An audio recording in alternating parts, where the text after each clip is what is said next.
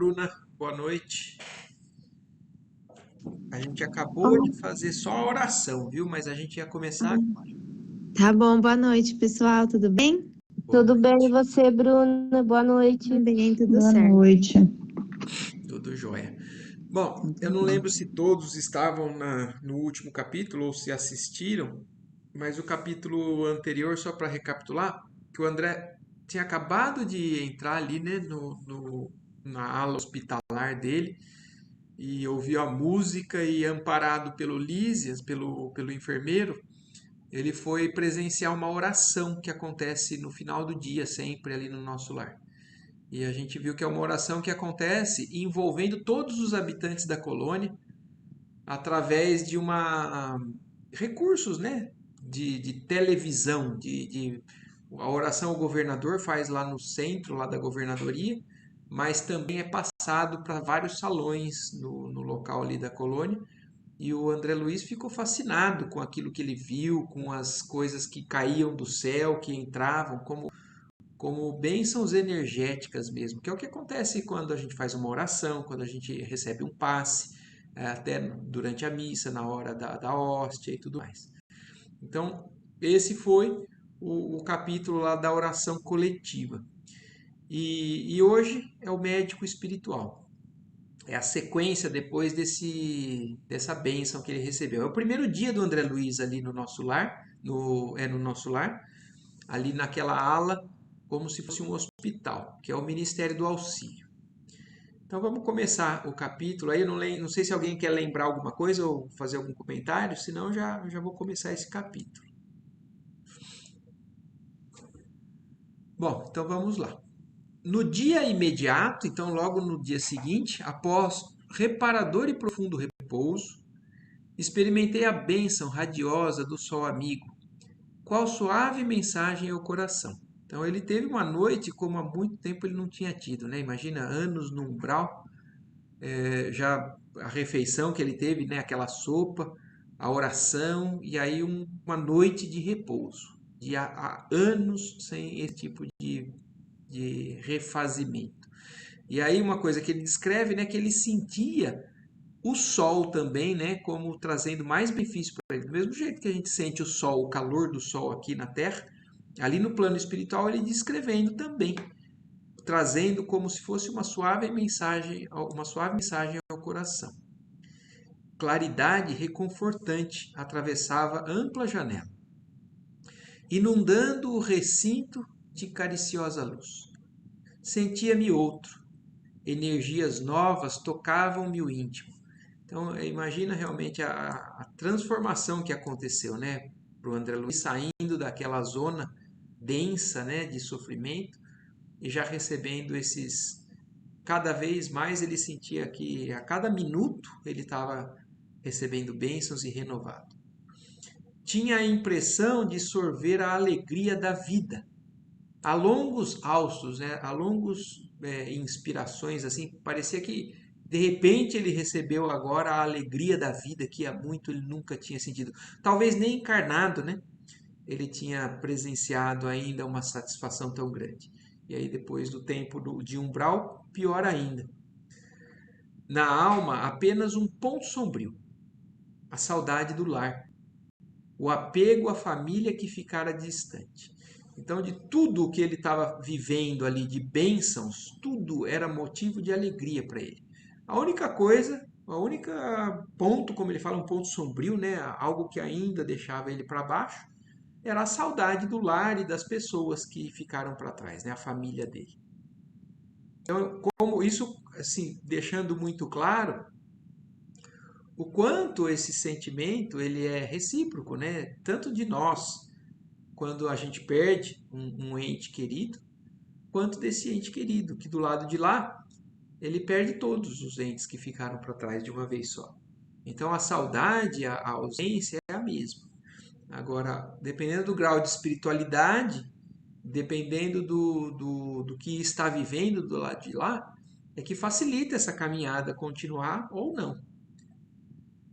Numerosas interrogações pairavam-me na mente, mas tão grande era a sensação de alívio que eu sossegava o espírito longe de qualquer interpelação. Então, como eu falei, dependendo do que você está vivendo do lado de lá, a saudade de vários é amenizada, porque você pode estar recebendo tantos benefícios quanto ele ali está descrevendo. Então, é um local onde o ambiente, a vibração é melhor, a presença de espíritos que cada vez mais te trazem também bem-estar, a natureza, o sol, tudo ali num plano superior é mais reconfortador. Agora, antes, ele não sentia tanto a ausência da família, pelo menos não descreveu isso, né, no início dos capítulos, porque ele estava envolvido em trevas mesmo, né, de pensamento, de sentimento, tudo ali ao redor. Eu acho que não fazia com que ele tivesse esse momento de calma, de tranquilidade para poder sentir essa questão da família. Mas é como ele fala, o benefício que ele estava recebendo era tão grande, era tão maior, que ele abafava essa inquietação com relação à saudade da família. Quis levantar-me, gozar o espetáculo da natureza cheia de brisas e de luz, mas não consegui, e concluí que sem a cooperação magnética do enfermeiro, tornava-se-me impossível deixar o leito. Quer dizer, olha como realmente da outra vez ele tinha a intenção, ele tinha boa vontade, né, de ir ver, ele estava motivado, mas com recursos próprios ele ainda não conseguia.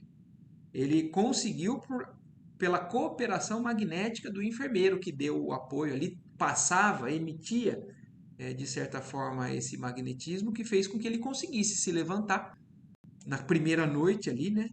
E presenciar aquela oração. Não voltara a mim das surpresas consecutivas, quando se abriu a porta e vi entrar Clarencio, acompanhado por simpático desconhecido. Então, ele estava descrevendo como se cada coisa ali é uma surpresa maior do que a outra, né? Então ele estava recebendo isso e ele estava tão encantado e ainda achando que já estava suficiente, mas aí abre a porta e entra o Clarencio. O Clarencio, vocês lembram, né? É o nome do segundo capítulo, é o nome da pessoa que socorre ele no umbral quando ele faz aquela primeira oração sincera dele. Então, o Clarencio, que deixou ele ali na porta do hospital e falou que ele tinha afazeres, que ele voltaria no dia seguinte. Então, agora ele está voltando e acompanhado de mais uma pessoa, um simpático desconhecido para o André Luiz. Até agora, vocês veem que o André Luiz está socorrido, está bem amparado, mas ele não conhece ninguém. Ele não está descrevendo a presença de nenhum espírito conhecido para ele da época que ele era encarnado. Então, desde que ele desencarnou, foi para o umbral e agora no nosso lar ele ainda está convivendo somente com pessoas novas, desconhecidas para ele. Tudo bem até aqui? Posso continuando? Vocês, por favor, sempre me interrompam, viu? Não tem que esperar, não. Mas aí, seguindo. Cumprimentaram-me, atenciosos, desejando-me paz. Meu benfeitor da véspera indagou do meu estado geral.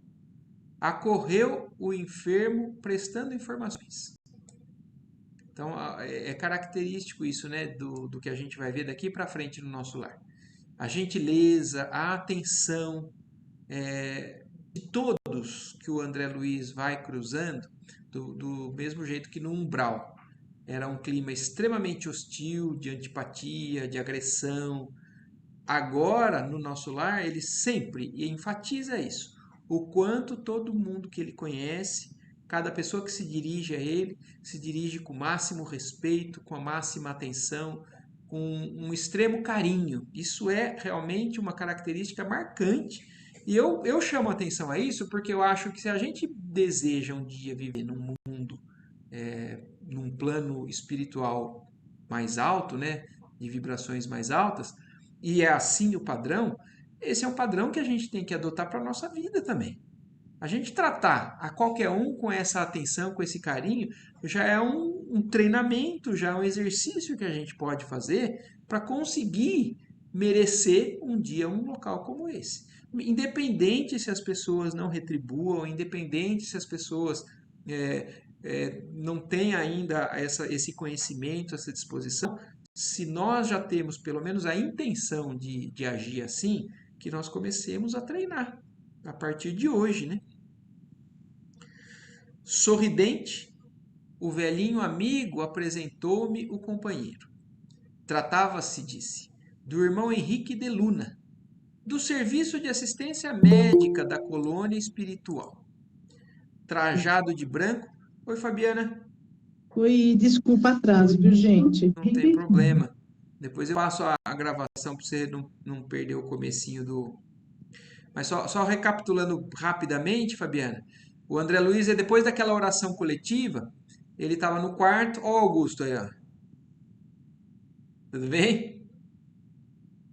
Depois daquela oração coletiva, é o primeiro dia que ele acorda ali no hospital. Ele diz que teve uma noite extremamente refazedora, né? E aí estava entrando no quarto agora o Clarencio, que foi aquele que socorreu ele no umbral, acompanhado de mais um que ele falou aqui, se chama Henrique de Luna, que é do Serviço de Assistência Médica da Colônia Espiritual. Então ele é o considerado um médico do plano ali do nosso lar. Então ele atende no Ministério do Auxílio dentro daquele hospital e ele está sendo trazido agora para dar atenção ao André Luiz, que é um paciente novo que acaba de chegar nesse hospital espiritual. Trajado de branco, traços fisionômicos irradiando enorme simpatia. Então, olha isso, mais uma vez falando, vocês vão ver que isso é uma constante. Henrique auscultou-me demoradamente, sorriu e explicou. Aqui eu quero parar para chamar atenção para um detalhe, porque nós observamos nos outros capítulos as particularidades de características fisiológicas e materiais que a gente ainda encontra num plano espiritual imediatamente acima do nosso. Então ele fala da sensação de respiração, ele fala de fome, ele fala de sede, ele come ali no hospital. E agora olha o que está falando aqui nesse capítulo. O Henrique, né, que é o médico, auscultou-me. Auscultar é aquele colocar o estetoscópio no coração. Aqui o médico faz isso, ausculta o nosso coração para ouvir os batimentos cardíacos.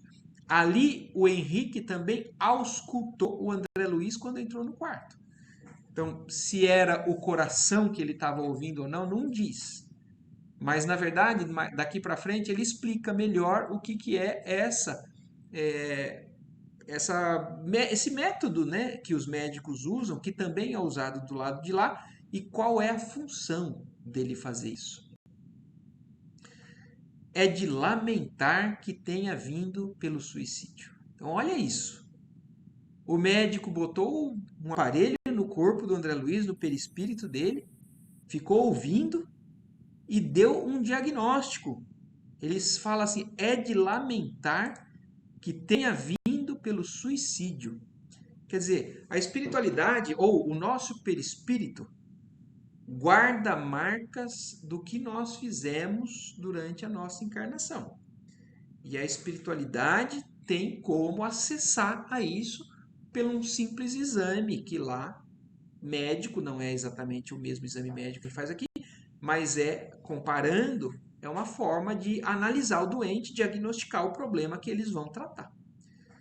E o primeiro comentário desse médico é esse. Enquanto Clarencio permanecia sereno, senti que singular assomo de revolta me borbulhava no íntimo.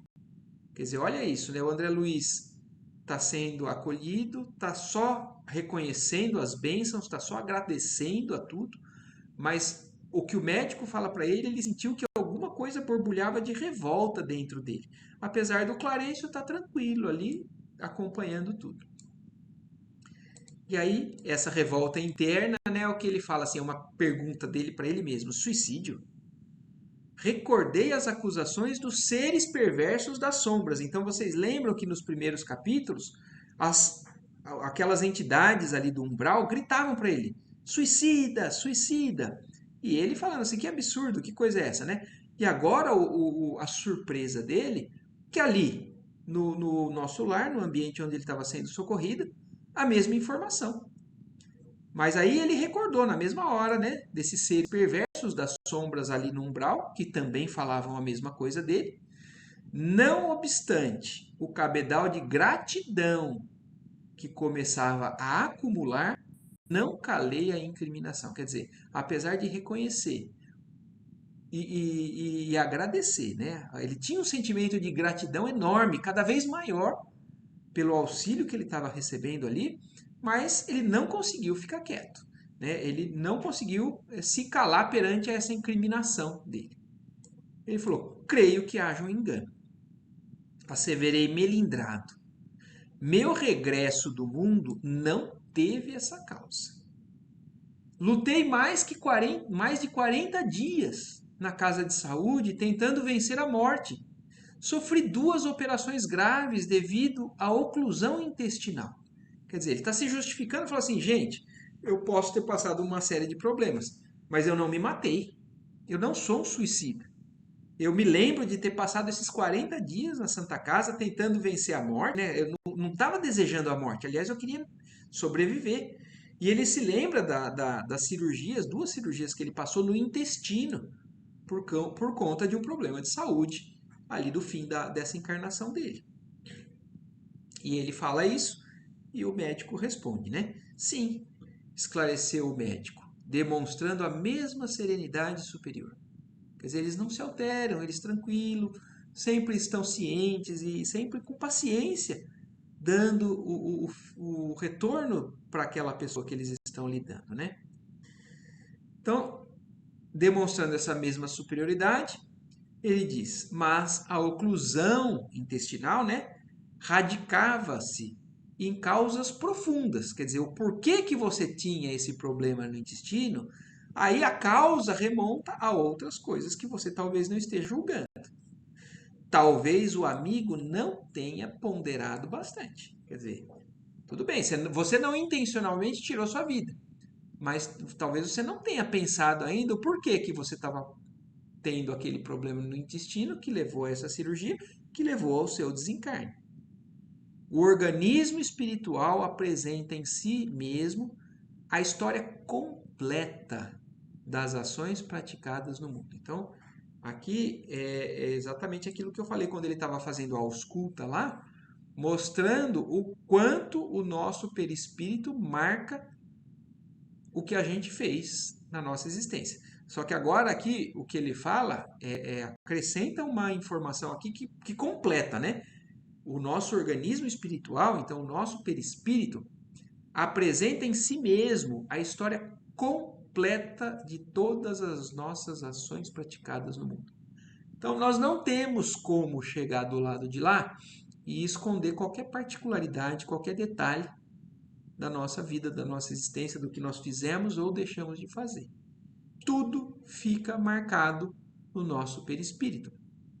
É por isso que a gente tem uma breve ideia, muitas vezes, de que realmente do lado de lá a gente vai um dia encontrar as consequências dos nossos atos. É que a gente talvez não tenha essa completa noção de que é tudo, de que não tem um detalhe, uma vírgula da nossa existência que não seja possível se acessar novamente do lado de lá. Isso é impressionante, né? Ao mesmo tempo, dá um certo medo. Não sei se vocês estão tranquilas com relação a essa informação, mas eu não fiquei a primeira vez que eu li. Não tem nem como ficar tranquilo, né? Vamos falar a verdade. E inclinando-se atencioso, indicava determinados pontos do meu corpo. Então aí ele começou a destrinchar melhor aquilo que ele estava falando para o André Luiz. Vejamos a zona intestinal, exclamou. A oclusão, quer dizer, o fechamento, né, dessa parte do intestino dele, derivava de elementos cancerosos. E esses, por sua vez, de algumas leviandades do meu estimado irmão no campo da sífilis. Quer dizer, mostrando que foi a leviandade dele, né, do que fez ele adquirir essa doença, a sífilis, que levou ao câncer e que levou a esse problema que fez com que ele terminasse a encarnação dele por conta disso. E ele segue. A moléstia talvez não assumisse características tão graves se o procedimento mental no planeta estivesse enquadrado a princípios de fraternidade e da temperança. Olha, assim, tem bastante coisa para a gente refletir aqui, acho que a semana inteira. Porque olha isso, além de hábitos diários dele com relação a uma série de coisas, nós vamos ver aqui mais para frente que até em relação à alimentação, ao que ele ingeria, e como ele falou assim, a promiscuidade, né, as leviandades dele fizeram ele adquirir uma doença, mas não só isso, porque talvez essa doença não assumisse características tão graves se o procedimento mental do André Luiz, quando estava encarnado, se ele estivesse enquadrado em princípios de fraternidade e da temperança. Então, reforçando mais uma vez o que a gente também vem falando nos outros estudos e a gente vem aprendendo através do Espiritismo. E não é só o Espiritismo que tem descoberto isso hoje na nossa vida, na humanidade. A influência do nosso pensamento nas nossas doenças.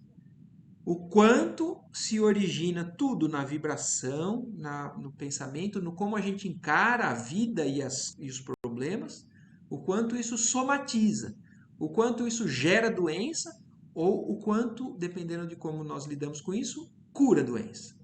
Então, o nosso padrão mental determina o surgimento ou a cura de uma doença. Então, isso está falando bem claro aqui, porque ele falou, se você tivesse no outro padrão mental, envolvido com fraternidade, temperança, você talvez não tivesse morrido disso. Entretanto, seu modo especial de conviver, muitas vezes exasperado e sombrio, captava destruidoras vibrações naqueles que o ouviam. Quer dizer, esse modo exasperado e sombrio, quando nós muitas vezes entramos num padrão de vibração extremamente ruim, né, com relação ao sofrimento, às dores, os problemas do dia a dia, nós captamos vibrações destruidoras e isso acaba influenciando no nosso organismo. Nunca imaginou que a cólera fosse manancial de forças negativas para nós mesmos? Então, a raiva, né? Aquela vibração ruim que a gente muitas vezes coloca instintivamente no nosso dia a dia, ele falou assim, você nunca imaginou que essa cólera, essa vibração, fosse um manancial de forças negativas para nós mesmos, para o nosso corpo? A ausência de autodomínio, a inadvertência no trato com os semelhantes, aos quais muitas vezes ofendeu sem refletir, conduziam-no frequentemente à esfera dos seres doentes e inferiores. Tal circunstância agravou de muito o seu estado físico. Então o médico está deixando claro para ele o quanto ele começou a causar a doença que levou à morte dele e o quanto ele alimentou isso por um padrão vibratório, por um padrão mental. Então aqui voltando agora, talvez indo no ponto principal de tudo isso, né, de nós cristãos, né, na busca de nós a seguirmos os passos de Jesus. Jesus foi o médico de almas. Jesus foi a pessoa quem trouxe um padrão moral de postura em relação a tudo que cura a alma, que leva a cura da alma de todos nós. E essa cura da alma leva também a uma cura de uma enfermidade do corpo muitas vezes. Não nos esquecendo que nem sempre isso vai acontecer porque nós temos processos kármicos, nós temos muitas vezes resgates. Então existem pessoas que vibram muito bem, que estão num padrão já diferente, mas ainda assim acabam padecendo de uma doença, não é por uma consequência mental, mas às vezes por uma escolha da própria pessoa para resgatar algo do passado, ou porque aquela doença estimula um progresso maior ainda espiritual daquela pessoa. Faz com que ela possa treinar cada vez mais resignação, fé, tolerância e uma série de virtudes que a gente sabe que as pessoas que encaram bem a doença desenvolvem. Então, mas aqui fica bem claro isso, né? Que ele agravou o estado físico da doença dele por vibrar no sentido contrário dessa cura espiritual, né? Depois de longa pausa, em que me examinava atentamente, continuou. Já observou, meu amigo, que seu fígado foi maltratado pela sua própria ação? Que os rins foram esquecidos, com terrível menosprezo às dádivas sagradas? Singular desapontamento invadira-me o coração. Então, olha isso, né? Ele estava revoltado ali, né? Falou aquilo, falou assim, vocês estão enganados, né? Eu não me suicidei. E com a paciência e o esclarecimento aqui que o médico trouxe para ele, aí agora ele estava percebendo o quanto ele estava desapontado com ele mesmo, porque ele via que tudo que ele estava descrevendo com um simples instrumento ali no espírito dele, ele conseguiu passar tudo aquilo para ele da história da vida dele. E ele, então, desapontado com ele mesmo, sentia essa vibração agora no coração dele. Parecendo desconhecer a angústia que me oprimia, continuava o médico esclarecendo. Quer dizer, ele estava angustiado, desapontado com ele mesmo, mas ainda assim o médico parecia continuar a esclarecer. Os órgãos do corpo somático possuem incalculáveis reservas, segundo os desígnios do Senhor. O meu amigo, no entanto, iludiu excelentes oportunidades, desperdiçando patrimônios preciosos da experiência física. Quer dizer, você desconhecia que nós temos reservatórios, né? Reservas energéticas nos nossos órgãos através dessa bagagem espiritual, mas você menosprezou tudo isso por desconhecer ou por nunca ter dado a atenção que poderia ter dado, né? E agora arca com as consequências. A longa tarefa que lhe foi confiada pelos maiores da espiritualidade superior foi reduzida a meras tentativas de trabalho que não se consumou.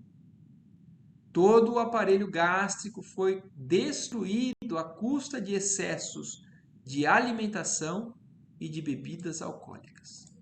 Então, olha isso, né? Se nós não podemos, depois do lado de lá, dependendo de como lidamos com a nossa alimentação, sermos classificados como suicidas indiretos. Né? O que ele está falando, você não cometeu um suicídio de maneira direta, mas indiretamente, pelo desrespeito, pelos abusos que você cometeu, você levou à falência do seu organismo, da bênção do seu corpo que te foi dado pela espiritualidade superior. E olha o que ele está falando. Apesar da espiritualidade ter tentado muito, ainda assim não foi suficiente. Tamanho era o problema que ele tinha criado para ele mesmo. Aparentemente sem importância. Então, tudo aquilo, né, esses excessos de alimentação e bebida alcoólica, aparentemente sem importância. Devorou-lhe a sífilis energias essenciais. Como vê, o suicídio é incontestável. Então, acabou a descrição, falando para o André Luiz tudo o que foi a vida dele, e concluindo aqui, falou assim, você vê, assim, não tem como negar. Você você provocou a morte do seu corpo. Então, o suicídio é incontestável. Meditei nos problemas dos caminhos humanos, refletindo as oportunidades perdidas. Então, mais uma vez, o sentimento de tempo perdido, né? De oportunidades perdidas que ficaram para trás no momento em que ele podia ter dado esse valor e não deu. E olha o que ele ainda conclui, né? Que aí veio tudo na cabeça, né? Quando ele viu toda aquela acusação, que ele não tinha como negar, aí começa a passar tudo na cabeça, né? Na vida humana, conseguia ajustar numerosas máscaras ao rosto, talhando-as conforme as situações. Quer dizer, aqui na matéria, a gente consegue enganar a muita gente. A gente consegue dar desculpa para nós e para os outros, a gente consegue passar um aspecto externo e que não condiz muitas vezes com o nosso interior. Mas encarnados a gente é capaz de fazer isso. Aliás, ele fala, na vida humana ele conseguia se adaptar aos próprios problemas, mas ele continua. Aliás, não poderia supor no outro tempo que me seriam pedidas contas de episódios simples, que costumava considerar como fatos sem maior significação. Então, além do que a gente falou, né, termos consciência de que nenhuma vírgula está escondida do lado de lá, e agora o médico deixou claro isso para ele, né? Ele falou assim, eu nunca imaginei que eu pudesse, inclusive, ser pedido as contas de coisas tão pequeninas, de bobeira, né, que a gente muitas vezes não dá atenção no nosso dia a dia. Conceituar até ali os erros humanos segundo os preceitos da criminologia. Quer dizer, ele só julgava problema mesmo, ou erro, aquilo que as leis aqui dos humanos, né, determinavam como crime. Então, se você matar alguém, se você roubar alguém, você é um criminoso. Agora, ali ele estava vendo que por coisas tão banais, ele estava sendo julgado e, na verdade, ele mesmo tinha se condenado a coisas que fugiam a esses códigos penais aqui da vida encarnada. Todo acontecimento insignificante e estranho aos códigos entraria na relação de fenômenos naturais. Quer dizer, o que ele pensava era isso, e talvez nós pensamos assim também, né?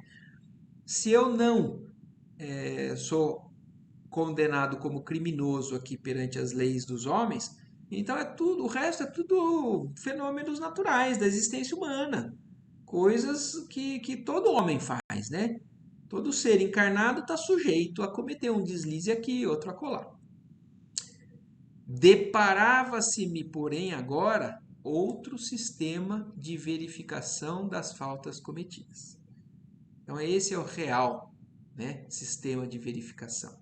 Esse é o que vai, inclusive, perpetuar. Porque esses aqui que a gente está submetido agora é por um breve período de tempo, né? Esse que ele está descrevendo é o que a gente vai sempre se deparar para a eternidade. Não me defrontavam tribunais de tortura, nem me surpreendiam abismos infernais. Então, aí voltando também a uma forma de encarar dos conceitos de tribunal que a gente poderia encontrar do lado de lá, né? Com figuras infernais que iriam com um tridente na mão, falavam assim, o que você fez? Você matou aquela pessoa, você roubou aquela pessoa. Se não tivesse dentro das leis lá dos 10 mandamentos, talvez, ou das leis criminais dos homens, ele falou assim, eu acho que eu iria encontrar isso do lado de lá, né? Mas agora, ele estava vendo que ele não estava se deparando com esse tipo de tribunal. Nem abismos infernais. E olha a comparação, e olha o que mais dói nele. É o que ele deixa claro aqui. Contudo, então, apesar de não serem esses tribunais que ele defrontava, benfeitores sorridentes. Comentavam-me as fraquezas como quem cuida de uma criança desorientada, longe das vistas paternas. Então, não eram seres diabólicos, como a maioria acha que é o que vai fazer com que a gente seja condenado do lado de lá. Mas, ao contrário, agora ele estava deparado de frente a benfeitores, pessoas que queriam o bem dele, mas comentando as fraquezas dele como se ele fosse uma criança. Aquele interesse espontâneo, no entanto, feria-me a vaidade de homem. Quer dizer, o que ele sentia ali agora, na verdade, era um orgulho ferido. Ele estava doído por conta disso. Era o que mais estava incomodando André Luiz nesse momento. Talvez que, visitado por figuras diabólicas a me torturarem, de tridente nas mãos, encontrasse forças para tornar a derrota menos amarga. Quer dizer, ele preferia talvez que fossem os demônios, como talvez ele tivesse imaginado quando estava encarnado. Talvez essa presença desses seres diabólicos fosse menos amargo para ele do que o que ele estava vivendo naquele momento. Todavia, a bondade exuberante de Clarencio, a inflexão de ternura do médico, a calma fraternal do enfermeiro, penetravam-me fundo o espírito. Não me dilacerava o desejo de reação. Doía-me a vergonha. Então, olha isso. É a vergonha. A vergonha de ter feito tudo isso e ser verdade. E o único culpado ser ele. Não precisaram acusar ele, é só expor os fatos. E a vergonha que ele estava sentindo naquele momento fez ele chorar. Rosto entre as mãos, qual um menino contrariado e infeliz, pus-me a soluçar com a dor que me parecia irremediável. Não havia como discordar. Henrique de Luna falava com sobejas razões. Por fim, abafando os impulsos vaidosos, reconhecia a extensão de minhas leviandades de outros tempos. A falsa noção da dignidade pessoal cedia terreno à justiça. Perante minha visão espiritual só existia agora uma realidade torturante. Era verdadeiramente um suicida. Quer dizer, eles não precisaram convencer ele, porque estava tudo claro, e a vergonha de tudo que ele estava ali vivenciando, né, fez com que ele, depois daquele orgulho inicial, ele venceu aquilo, respirou, né, e estava de frente para a realidade dele mesmo, né? Era verdadeiramente um suicida. Perdera o ensejo precioso da experiência humana. Não passava de náufrago a quem se recolhia por caridade. Quer dizer, ele reconhecendo, inclusive, que o auxílio que ele estava tendo ali, talvez ele nem merecesse tanto. Era por caridade que ele estava ali naquele local. Foi então que o generoso Clarencio, sentando-se ao leito, ao meu lado, afagou-me paternalmente os cabelos e falou comovido. Ó, meu filho, não te lastimes tanto. Olha o carinho dele, né? Sentou do lado ali e tentou consolar, apesar dele estar realmente ciente agora dessas verdades. O Clarencio tenta ali falando para ele. Busquei-te atendendo à intercessão dos que te amam, dos planos mais altos. Quer dizer, aqui também mostra uma coisa que não ficou muito claro, mas mais para frente vai falar. Vocês viram que o André Luiz estava pensando que ele estava ali recolhido por caridade. Não passava de náufrago a quem se recolhia por caridade. E a espiritualidade ouve pensamento. Então, por várias vezes nós vamos ver no livro que o André Luiz pensa e os espíritos superiores ali com ele respondem. E o que o Clarencio foi corresponder e acalmar ele, não é porque ele chorou somente, é porque ele estava pensando isso. Eu não mereço que eu estou aqui só por caridade. Mas o Clarencio esclarece para ele, não te lastimes tanto. Busquei-te, né? Eu fui lá no umbral atrás de você, porque primeiro você deu abertura, você vibrou diferente, então nós pudemos te auxiliar. Mas eu fui atendendo à intercessão dos que te amam dos planos mais altos. Tuas lágrimas atingem seus corações. Não desejas ser grato, mantendo-te tranquilo nos exames, no exame das próprias faltas? Quer dizer, entenda, André, tem alguém em planos mais altos do que esse que nós estamos aqui, que amam você, que sentem as suas lágrimas, os seus sofrimentos, e que por isso te pedem que auxiliemos agora. E você não quer então começar analisando o exame dessas suas próprias faltas para que possa corrigi-las, ao invés de se lamentar, né? Não deseja ser grato, como ele fala. Agradeça, é oportunidade. Na verdade, tua posição é do suicida inconsciente. Então, como eu falei, não é um suicida direto, consciente, mas ele se caracteriza como um suicida inconsciente. Mas é necessário reconhecer que centenas de criaturas se ausentam diariamente da terra nas mesmas condições. Então, a vergonha que ele estava sentindo por se sentir responsável pela sua própria morte, como se fosse uma pessoa que teve a intenção de se matar, mas não exatamente assim, essa vergonha que ele estava sentindo, o Clarence está falando. Inúmeras pessoas partem do plano carnal com essas mesmas características que você. Então você não é o único, não fica assim. Acalma-te, pois. Aproveita os tesouros do arrependimento. Guarda a bênção do remorso, embora tardio, sem esquecer que as aflições não resolvem problemas. Que a aflição não resolve problemas. Então, a recomendação, né, a receita que o Clarencio dá é o seguinte: tudo bem, você está reconhecendo que você tem culpa, mas não adianta lamentar. A aflição não resolve o problema. Aproveita a bênção do arrependimento que você está tendo agora, guarda a bênção do remorso, embora tardio, mas usa isso como possibilidade de reerguer, de refazer. Confia no Senhor e em nossa dedicação fraternal. Sossega a alma perturbada, porque muitos de nós outros já perambulamos igualmente nos teus caminhos. Então, olha o que o Clarence está falando. Fica tranquilo, André, porque até eu, muitos de nós aqui que estão te auxiliando, também já passaram por essas crises, essas fases mais baixas da sua posição agora, né?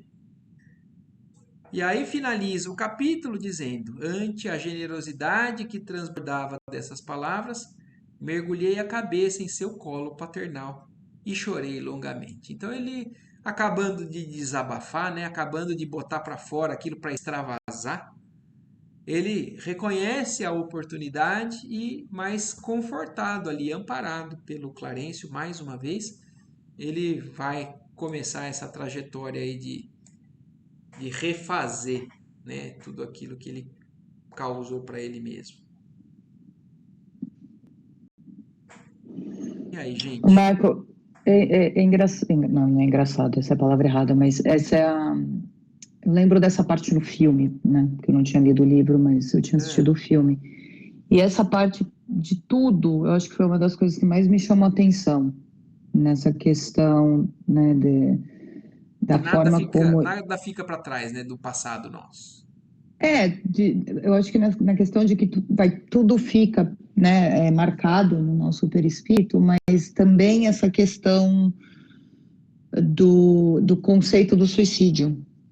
Isso foi uma coisa que me chamou muito, de como a gente se comporta e como a gente cuida de nós mesmos, do nosso corpo, sabendo do que a gente está fazendo, principalmente, né? Sim. Ainda mais nele numa condição de médico, né? Sim, sabendo o que a gente está fazendo.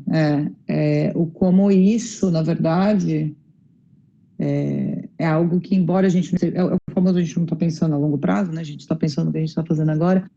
A consequência disso é que a gente acabou realmente sendo responsável pelo que aconteceu com a gente no final. Então, essa consciência de tudo que a gente está fazendo hoje tem uma consequência, a gente olhar qual é a consequência, se é uma consequência boa ou ruim, num ponto de chegar você ser considerado um suicida, me marcou muito no filme. Porque eles enfatizam bastante no filme também, né? Eu faz tempo que eu não assisti esse filme, que eu assisti esse filme, eu vou até, quero ver de novo. Essa semana que eu tava aí, eu tentei procurar, você sabe que eu não achei, né? Eu vou ver se eu acho. Eu queria assistir de novo. Oi, Eu Bruna? tava pensando a mesma coisa que a Alessandra falou agora. Mas eu tava pensando que, assim, eu não sei quais informações eles tinham na época em que ele desencarnou, né? Mas hoje em dia, com certeza, a gente tem muito mais, né? Então, Sim. até que ponto que é inconsciente isso que a gente faz? Porque a gente tem muita informação. Na verdade, a gente sabe que a gente tá cometendo um suicídio, assim. A gente já tem essa consciência, né? Na época dele, talvez eles não tivessem essa relação da questão mental e somatizar. Mas ele, como médico, sabia que abusos da bebida e da alimentação, ele sabia Sim. isso. Uhum. Hoje em dia a gente sabe mais ainda, né? É. Sabe os efeitos do estresse, de tudo no nosso corpo, mas a gente não se policia nem assim, né? Exatamente. E cada vez mais a ciência tá conseguindo ligar todos esses pontos, né? Da questão espiritual, mental, psíquica e corporal. Então, isso tá. E aí, como o que a gente falou, no que a gente leu do capítulo hoje do Mensageiros, né? À medida que a gente vai adquirindo conhecimento disso, a nossa responsabilidade aumenta com relação a isso tudo. E aí, não tem mais como fugir de ficar bom. E aí, Marco, o que você está fazendo com a gente? Olha lá. É, Não, mas então, mas o resultado é a gente buscar cada vez mais ficar melhor. Então tá bom. Então tá é. tudo ótimo. A gente não pode Ai, nem meu falar que Deus. não sabia. Não pode Exatamente. nem Pois falar que é. não tinha conhecimento de tudo É. isso, né? Não podemos mais alegar ignorância. Não, Não. não tem nem como. É isso aí. Bom, mais um Tá capítulo se ótimo, foi. muito bom. Então Muito tá bom. Muito legal. Ô, Marco, quando que você acha que a gente consegue tentar pegar aí mais um dia para a gente ler mais um capítulo do livro que a gente Do começou? mundo de Sobre esse regeneração. momento. É, Eu vou ver. É que, como agora eu